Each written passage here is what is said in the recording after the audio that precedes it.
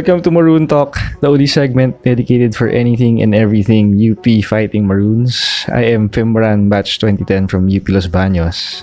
Enzo Regondola, batch 2010, UP Diliman. And Jake Del Rosario, batch 2019 from Ateneo. Yes. Hello, sirs. It's good to be back. Good to have you guys on board again after that volleyball episode we released today. Yes. It is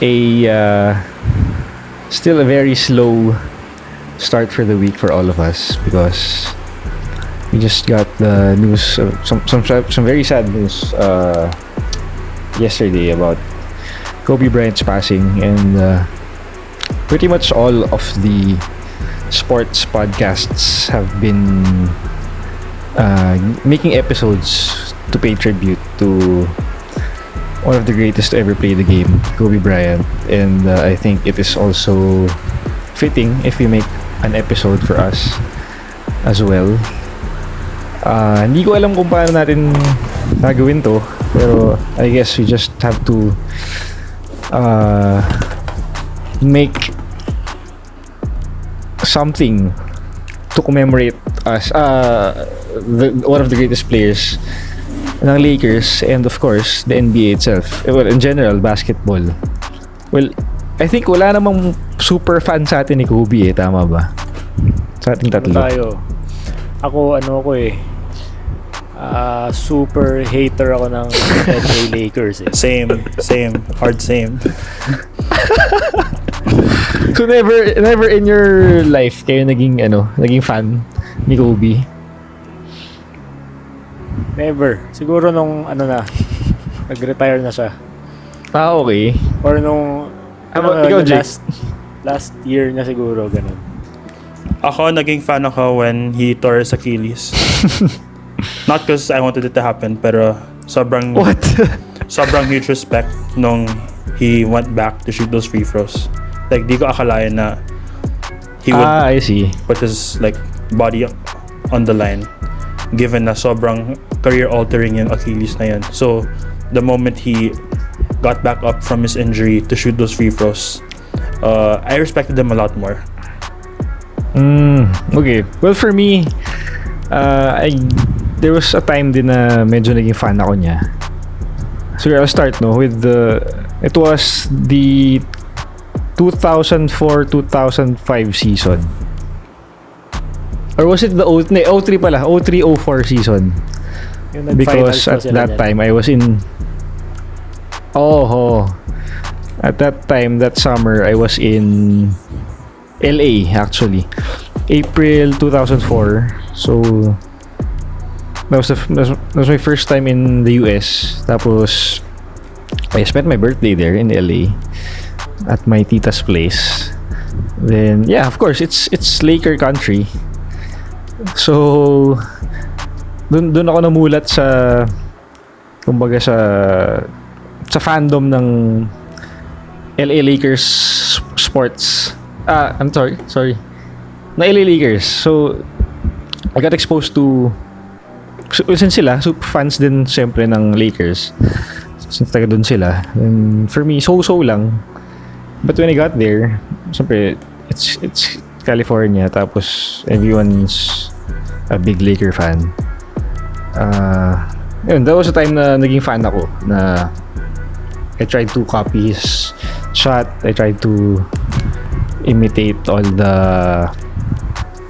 his moves if ever I could. So yeah, that was my pinaka memory of being a Kobe fan. So it also came nung 2006 when I got back there sa LA. Pero at that time, more of parang Clippers yung naalala ko since they were making a playoff run nung time naman na yun. So I think kailan? 06? more of it was the Phoenix Suns Lakers na rivalry at that time. When yung si Raja Bell hit him with the clothesline. So yun yung time na yun. And the Clippers were making the run with Elton Brand, Chris Kaman doing their wares. I think that was umabot silang second round ng playoffs. So that's for me. in as a personal Kobe story? How about you guys? Ako, my first memory of Kobe was the 2000 Western Conference Finals. Lakers, Blazers. Game 7. I mean, alam niyo siguro to, yung iconic na alley-oop ni Kobe kay Shaq after bringing the Lakers from a 15-point deficit. Parang yun yata yung they took the lead at that time. I mean, yun, from that time kasi, parang ayoko na talaga sa Lakers kasi yung galing-galing nila. Lahat ng tao, sila yung chini-cheer. So, ayoko doon. So, doon ako lagi sa kalaban nila. So, yun, doon nag-start yun sa Portland. Diyan pa ba tayo? Hello. Tapos, hello. Diyan ba kayo?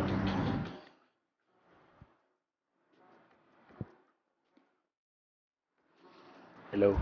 Narinig niyo ba ako? Yes. So yun, sa Portland series na yun, I think that was when Kobe was starting to Sige. really grow into or to begin his ascent to greatness. Then yun, 2001, the Lakers faced Portland ng first round. So chine-cheer ko na ng Portland, tapos natalo na naman yung Portland. Sweep pa tayo ni best of 5 pa, na 3-0 yung Portland. So talaga ayoko na sa Lakers. The following year, 2002, chine-cheer ko na ng Sacramento Kings. And, you know, Kings-Lakers West Finals, one of the all-time greatest series ever played. I think to this day, it still ranks as one of the top 3 or top 5. And again, the Lakers won that series. Nag-3-peat sila. Thankfully, nung 2003, na-eliminate sila ng Spurs. So parang tuwa ako no, kasi wala yung Lakers eh. And then, yun na, naging fan ako ng Phoenix Suns. And then, yun, 06 and 07, nagtapat yung Suns tsaka Lakers sa playoffs.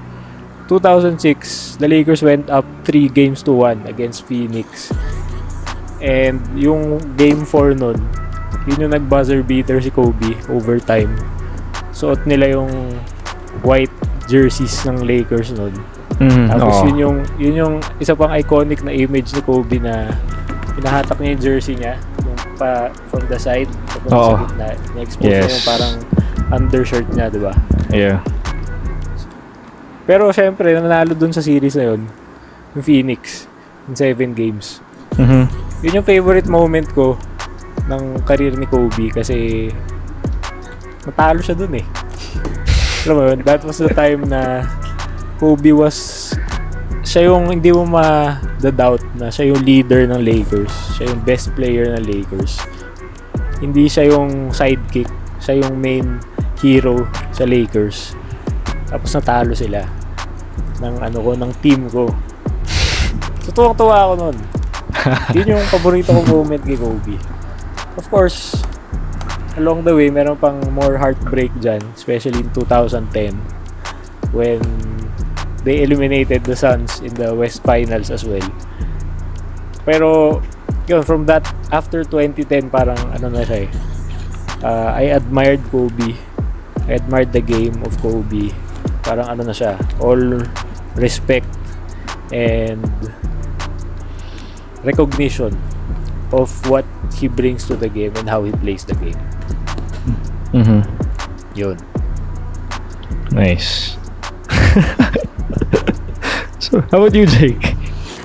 I think for me naman, medyo iba yung experience ko because I was introduced to the game medyo recent lang. So, mga 2007. Originally, nung 2007, of course, we believe Warriors. So, Warriors fan ako nun before sina Curry came over. When you talk about my first experience with Kobe, I'd have to go back to 2008 nung natalo sila sa Boston. I think during that year, it was safe to say na everyone was pulling for Boston to win kasi doon na form yung Big Three na Paul Pierce, Garnett, Ray Allen. So me as a casual fan before or since wala pa yung Warriors nung time na yon, I was rooting for the Celtics or just any team that would bump into the Lakers para matalo si Kobe. Whether it be Utah, whether it be the Spurs, whether it be Melo's Nuggets. I really hated the guy. I couldn't stand the guy. Tapos nung 2009, we all wanted Kobe LeBron to happen in the finals. Never yan nangyari. So whoever na lang, like again, my mindset during those years was whoever would bump into Kobe, sana talunin nila. And it just so happened nung 2009, it was the Orlando Magic. So halatang mismatch na yun. And then of course 2010, we had the rematch between the Lakers and Celtics. Nung game 7, I remember where I was. Nasa grade school ako and I didn't get to watch the game. Yung mga teachers ko nung time na yun, they were just giving constant updates. So iba talaga yung feeling of watching the game live versus just getting updates from secondary sources. And once again, I was pulling for Boston, pero yun nga lang, Ron Artest like bailed out Kobe in the, I think one of the final plays of the game with that 3. So those are my first memories of Kobe. And I think through the years, even though I would constantly hate him, even though I would constantly despise the guy, I always go back to 2013 nung tinor niya yung Achilles niya. It just so happened that was against my Warriors. So the fact that he was injured against my team, it was super heartbreaking for me. Kasi you're seeing here a guy who was literally dragging his team, literally backpacking this dysfunctional Lakers squad to the 7th seed, and to see him injured like that, it was super unfair. Unfair talaga sa basketball world, unfair to us basketball fans, whether we hated him or not. But to see him just stay the course, to see him get back up on his feet and to shoot those free throws, it was very heartwarming to see. It was very motivational. Even though hindi niya tinapos yung game na yon, just seeing him stand up on his own set of feet despite a ruptured Achilles, that was the most inspiring thing I've ever seen from any competitor, from any basketball player, from any athlete out there. Which is why since that Achilles injury until today, where he's not here anymore, that to me I started to gain my respect for Kobe. Wow. Oo. Those are very interesting stories, of course. I don't know about you guys, pero when I found out about the news, I was, of course, tulog pa tayo nun. And for some reason, I got to wake up at 4. I got to wake up at 4:30. Hindi ka nagkakamali. For some reason, ewan ko. Then, right then and there, nakita ko nga na may nag-message pala sa akin sa isang group chat about Kobe. I think that was two group chats na biglang may nabasa ko una, too soon, ganun. I was like, what the hell is happening? So when I saw the picture, I went to Twitter right away to check if it is a real news. Kasi ang dami ng mga ganyan, di ba? Yung mga fake news na scam na ganun, di ba? And apparently, nakita ko na sila NBA on TNT, sila ESPN, Sina Woj, na may mga nakapost na pictures, ganyan. So it was so surreal that it happened, especially finding out about it way early in the morning, on a Monday morning, di ba? How else can you function and start your day with that kind of news? Kayo, how do you guys find out? Ako, gumising ako nun maaga, siguro mga 6:30. Gumising ako kasi manonood akong game ng Phoenix Suns versus Memphis Grizzlies. Schedule ng game I think 7 a.m. or 7:30. So gumising ako maaga, and then I saw on my phone may message si Dana sa akin. Sabi niya, namatay na si Kobe. And then, syempre hindi ako makapaniwala una. Sabi ko, baka, ganun din, baka fake news din to.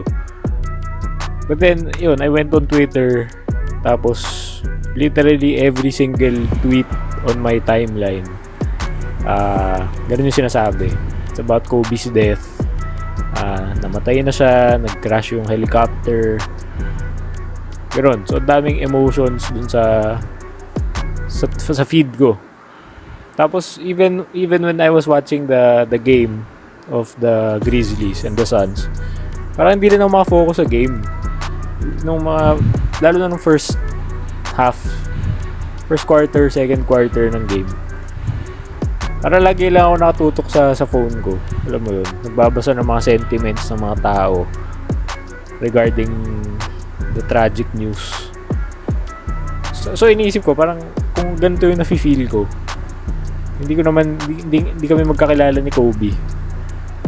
What more yung mga players na pinapanood ko ngayon na, alam mo yun, na-meet si Kobe, nakalaro si Kobe, naging teammates pa siguro si Kobe. What more, how they're feeling. Kailangan pa nila maglaro. Diba? I mean, just a few minutes, a few hours after finding out about the news. Kung tayong mga ordinary fans ng basketball from thousands of miles away from LA, ganito ka-affected. What more yung mga, alam mo yun, those closer to Kobe, those who are actually there, who are players who played with him and who share a closer bond with him. Yun naisip ko nun. Ikaw, Jake? Ako naman, I woke up mga 7 and the first thing I see on Instagram was this House of Highlights post at yung caption ay Rip Gigi. And I'm like, Rip Gigi? Anong nangyari? Bakit yun yung caption? And then all of a sudden, I get a Instagram story message from one of my cousins from New York. Sabi niya, hey man, Kobe died. I'm like, what the F? Why? Is this real? Or baka joke lang to? And then I check Twitter and everywhere I go, puro mixed news. Kasi at that time, I think TMZ was being slammed for releasing fake news without informing the Bryant family. And then there was Rick Fox, parang his name was being brought up for some reason. So di ko na alam kung sino yung papaniwalaan ko. And then all of a sudden when Woj tweeted that Kobe's helicopter crashed, ayun, it became real. It became real that one of the greatest to play the game is not here anymore. And to me, that was really heartbreaking. I think I was really in tears, even though I expressed to you guys how much I never liked the guy, because to see one of the pioneers of the NBA, heck of the entire sport, gone at an instant, parang it just made me realize that at any given moment, at any given time, like panahon natin, our life can be taken away from us at any given instant. Our life is very fragile, and there's really nothing we can do about it. And that whole day was a slow day. It was really difficult. I had a hard time sleeping. I was really trying to process everything. I was hoping na isang masamang panaginip lang to. I was hoping that I would wake up to the news that, never mind, it's just misinformed news. And I actually don't want to blame the journalists because they're only doing their job. It's really those who provide the information that need to be held accountable. But yeah, I think it was such a roller coaster day. Pagkatulog ka ng 12 midnight, of course this was my own interpretation, pero parang mas dumilim yung kwarto. It wasn't as dark as it usually was on an ordinary day. I really had a hard time sleeping. I just couldn't believe the fact that Kobe was gone. And at the same time, with the disbelief, there's also a sense of unity. I think this was the first time in a long time that #NBA Twitter actually came together. Because usually every year, if you notice, a lot of fan bases would argue. A lot of Kobe stans, LeBron stans, they would always argue like who's the GOAT, who's the better player. Even Jordan stans would come in. But yesterday was the first time in a long time I agree. that neither fan base, neither of the 30 NBA teams, and neither of LeBron's fan club, neither of Jordan's fan club, and neither of Kobe's fan club actually fought. They actually were one. And that's such a beautiful thing. And I actually was listening to Colin Cowherd of Fox Sports, and he said something very interesting.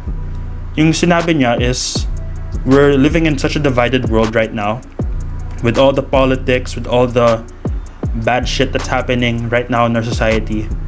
But the two things that actually keep us together is sports and music. Because if you think about it, when you watch a basketball game, kahit di mo kilala yung nasa katabi mo, every time you're rooting for the same team, you'd end up high-fiving that guy anyway. And same goes with music. Every time you're singing out loud, every time you're dancing to this concert, you give off that same joy to the people you don't know. So I think yesterday, even though there was no silver lining at all with Kobe passing, I guess the only thing I'm grateful for is that the entire community, not just basketball fans, but even those who aren't interested, who don't even know the game of basketball, they all were united. The world stopped. I think Twitter blew up, and that to me was a very powerful thing, to see the whole world mourn the loss of one of the greatest NBA players.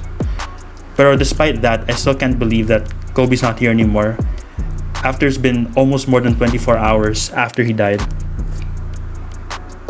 Yeah, I think what makes the death of Kobe such a shocking event is the fact na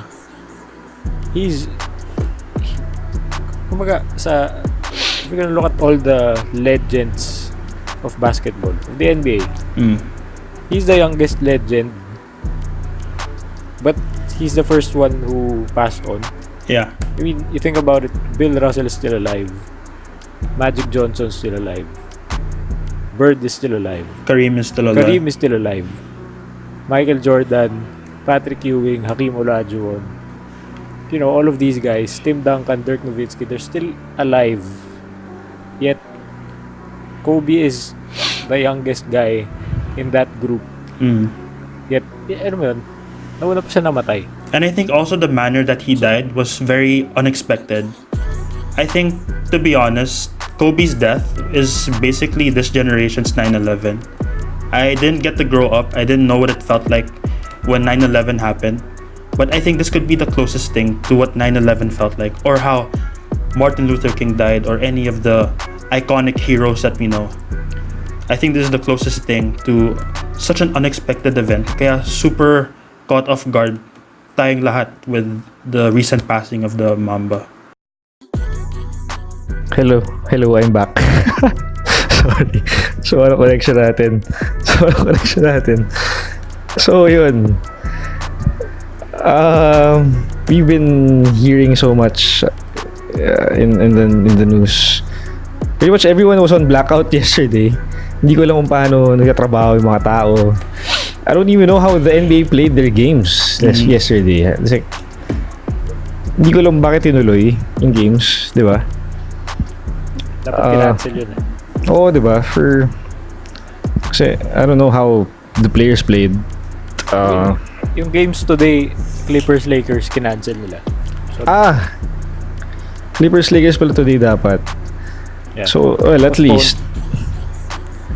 Pero dapat yung yesterday's games din. Oo.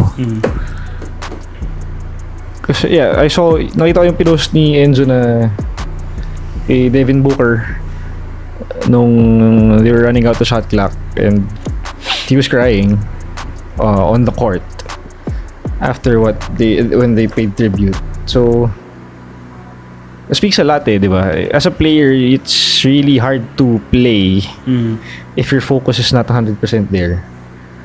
Kaya it was hard yesterday for the players. Pero despite that, we saw players putting up monster numbers during yesterday's games, like Trae Young and Devin Booker. Sino pa ba? Buddy Hield today. Sila yung naging highlight. Today din, we got Buddy Eric Hield. Gordon scoring 50 points. And may isa pa Hindi mo alala. Si Buddy Hield, I think, Sino isa? from Sacramento. Yeah, Buddy Hield scored 41. Tama ba? 42. Hindi. Was it 42? So, di ba? We're getting these kinds of numbers from players who don't really score. I mean, put up these kinds of numbers on a regular day. So, it's probably Kobe's magic doing its work. I remember Trey mentioned yesterday na he believed na Kobe was with him during that game since he put up monster numbers nga once again. So, it's surreal. It reminds me of the movie The Sixth Man. Napanood niyo ba yun? Diba? Oo. Wherein kasama nila yung spirit nung isa nilang former teammate na namatay. I really have to watch that movie again kasi it really brings back memories. So parang ganun parang ganun yung nangyari. Kobe was pretty much still in the game despite what happened yesterday. And of course, the NBA won't be the same again with Kobe's departure, quote unquote. Let me also take the opportunity to send my wishes then to Kobe's daughter. Like, we shouldn't also forget that Gigi was part of the helicopter crash and also the rest of their families. Sobrang nalulungkot din ako sa kanila because they also deserve our respect and our condolences. Ito, meron akong question para sa inyo. Merong mga clamor, petition to change the NBA logo to Kobe. Do you agree or disagree? Why? Sige, ikaw, Jake. Sige, ako muna. Ako, I'm 100% down for it. Just because this generation grew up with Kobe. And this is no knock on Jerry West because he's still the original logo. Pero a lot of kids don't know who Jerry West is. Kasi sobrang lumang player na yun, like 60s pa. And a lot of us kids were born in the late 90s, 2000s. So we grew up watching Kobe. We grew up copying his moves. Kahit yung trash can na, we always yell, Kobe. So I think it's very fitting. It's very apt that the logo should change. And I think Jerry West himself, I don't think he would mind at all. Because I was watching his press conference with, I think, ABC News. And sobrang naiyak siya when he had to talk about Kobe's passing. So I think from someone who has been pretty much a father figure to Kobe, I think Jerry West wouldn't mind at all kung palitan yung NBA logo. And I think for me, it would serve as a reminder for the incoming batch of new NBA prospects, new NBA talent, that the new logo, should it be approved, should be their inspiration and should be their reason for balling out there, like giving it their 100% and just displaying that Mamba mentality that Kobe left behind. Ako, I support changing the logo to Kobe. Pero not because of, not because si Jerry West hindi nakilala ng mga younger guys. But I would say Kobe's impact transcends basketball. When Kobe died, it wasn't just us basketball fans who were affected. I mean, even non-basketball fans who know nothing about the NBA, they were affected by Kobe's passing. So parang yung impact ni Kobe, sobrang wide na if he can affect people outside of basketball, why don't you make him the face of basketball? Diba? Kasi he's a basketball player, but his death affected the millions or the billions who know nothing about basketball, who know nothing about the NBA, who know nothing about the LA Lakers. And yun. So the mere fact that he has that wide-reaching impact or influence also on society, pop culture, I think he deserves to be the logo just because of that, diba? I don't know how Jerry West was back in the 70s, how his impact was. But I don't think yung mga bata nun magtatapon sa basura tapos sisigaw na West, Jerry West, diba? Kobe talaga eh. So yun, that's my take on it. Kasi I see some people saying it's stupid. Ba't mo papalitan yung logo just because namatay yung tao? So, paano na lang pag namatay si Jordan, si Magic, si Shaq? Hindi papalitan yung logo. That's not it. That's not the point. Diba? I think it's the impact talaga of the player beyond basketball. True, that's very Diyan true. nabasitin.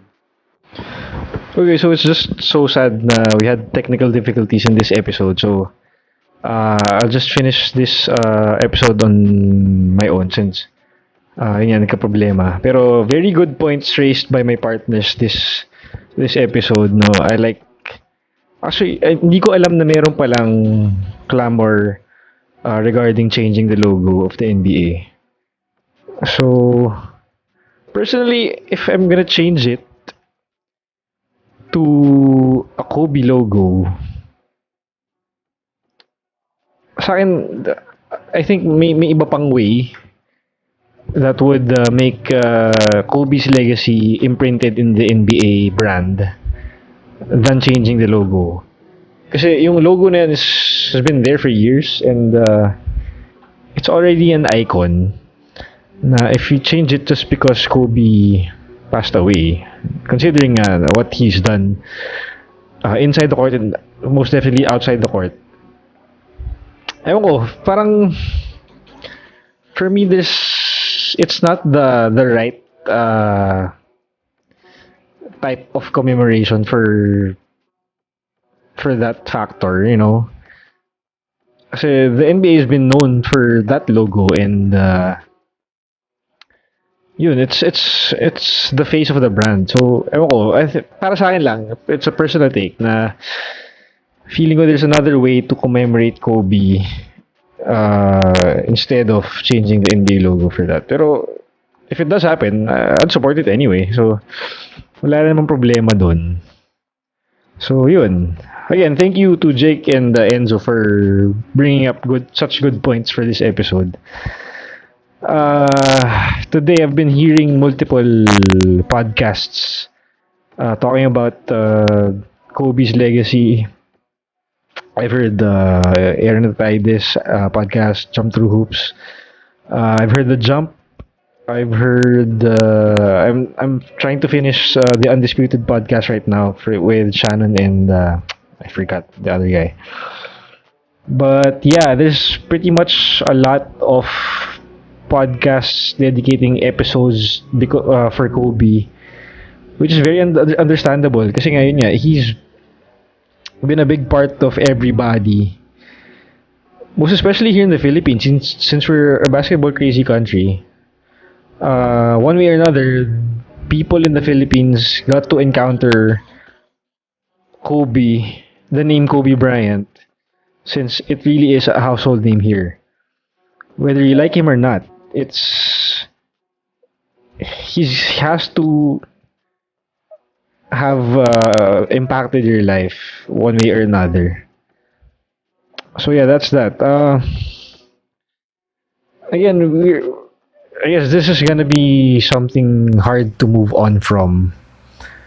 Ever since we heard the news yesterday, and I don't see it going away anytime soon. Of course, there's still gonna be some news about it within the coming days since we haven't really heard about any funeral or whatever. But yeah, I'm sure we're still gonna keep updated on whatever's happening on this issue.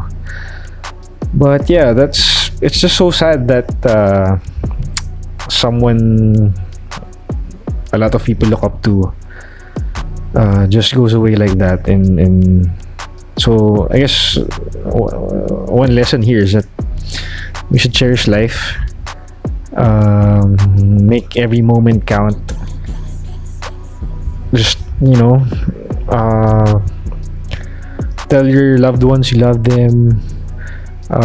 Just make each moment count. That's pretty much it.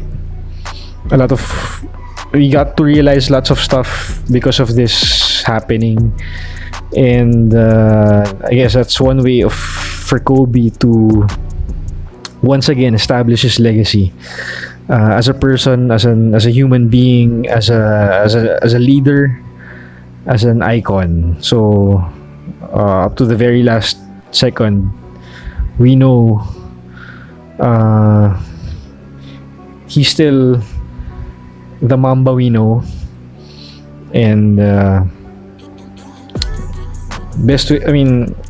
we pray for the souls who passed away on that tragic accident a few days ago. And I guess we'll all try to move on from this issue altogether. The beauty with this is, despite the negative that has happened, it somehow brought people together once again. So as a way of saying thank you to Kobe, I guess we just have to live out the Mamba mentality that he's been driving at ever since. And I'm sure that's just gonna make every one of us way better people. May it be in our professional lives, may it be in our family lives, and just a better individual in general, So it's just sad. Again, it's just sad. I'm gonna be closing this episode alone because of our problems with the connections earlier. So again, thank you to Jake De Losario and Enzo Regondola for joining me in this episode once again. It was really nice getting back together with you guys and doing an episode, and I'm sure we're gonna make more episodes in the future. But yeah, you can follow them on Twitter, Enzo Musiquero for Enzo, and Jake_Delro for Jake De Losario, and it's Fimoran for me. If you haven't subscribed yet to our YouTube, please subscribe to Fimoran, or just search Maroon Talk. You can catch us on Spotify, Apple Podcasts, Google Podcasts, and Anchor. To check out the latest episodes, make sure to click the notification bell on YouTube, since I think that's the best way to keep up with the new episodes coming out. So watch out for those, and the volleyball season's coming up around the corner, and we're gonna make more episodes regarding the second semester sports. Feeling ko kaya din naman i-cover ang football. I'll try. And Maroon Talks is still gonna be here. And thank you again for the support. Thank you to Core Group, to everyone who's been supporting us since day one. Thank you so much. And once again, this has been Maroon Talk. For now, this is gonna be Mamba out for now. Thank you, everyone.